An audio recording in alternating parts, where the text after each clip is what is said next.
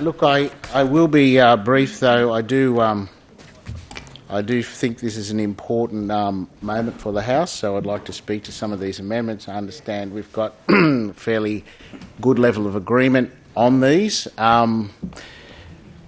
As I said in the second read debate, there are a number of deficiencies with the bill. Mr Deputy President, there's 28 amendments which have by and large been accepted, bar one, which the government will amend.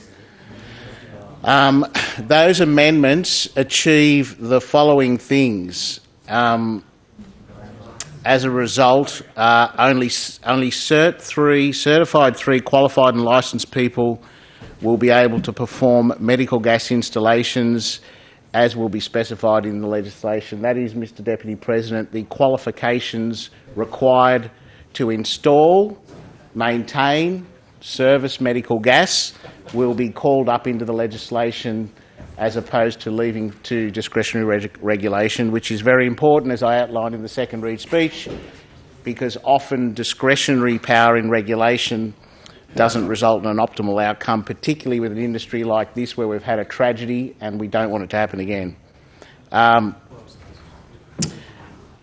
There will be a new category of specialist work which will be known as mechanical services and medical gas.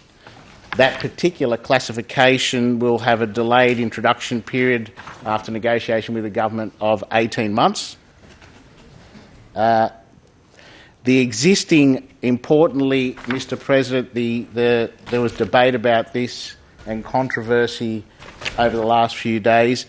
The existing plumbing trades, that is the traditional plumbing trades of sanitary plumbing, roof plumbing, gas fitting, will be able to install medical gas, subject to completing the necessary medical gas units of competency and at least 2 years of experience in addition to any apprenticeship experience.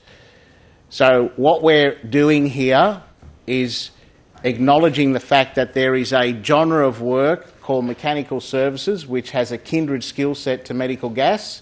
We're licensing it, we're qualifying it, we're creating a vocational training and education market for that qualification, but we are not disenfranchising those plumbers in those other areas of the trade who, subject to the requisite experience and picking up the medical competency, can and should be able to do the installation of medical gas.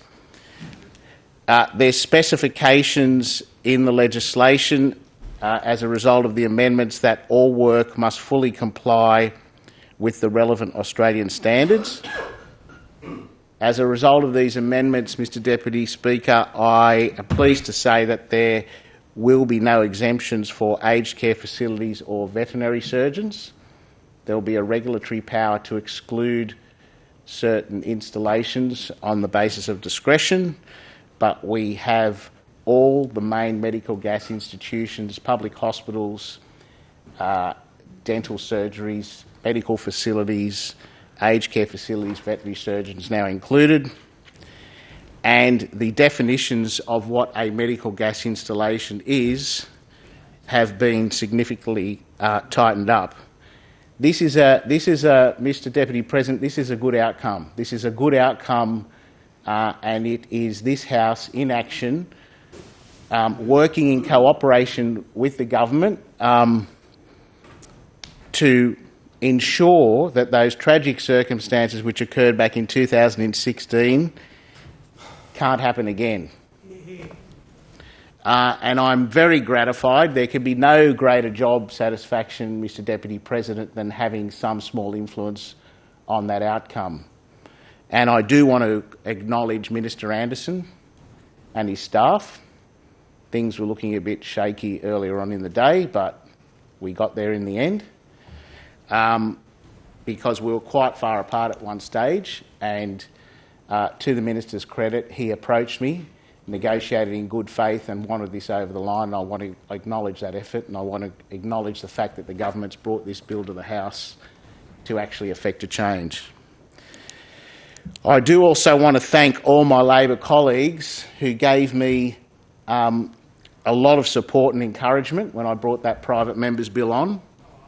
particularly our leader, Jodie Mackay, and our upper house leader, Adam Searle, our shadow ministers, Yasmin Catley and, at the time, Julia Finn, both of who didn't hesitate to let me run with it.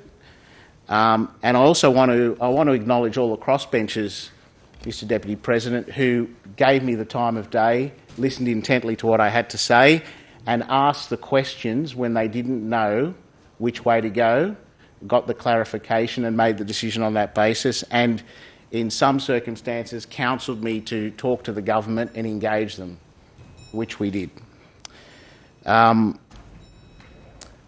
I really do also want to make special thanks to my staff, Trish Marinozzi, and particularly Cara Punch, who worked like a Trojan on this stuff. But most of all, I think we need to acknowledge the families, Benish and Daniel Khan, the parents of young Amelia, because without them, we wouldn't have been able to bring this bill to the House, and there wouldn't have been the willpower to get this done, I'm sure.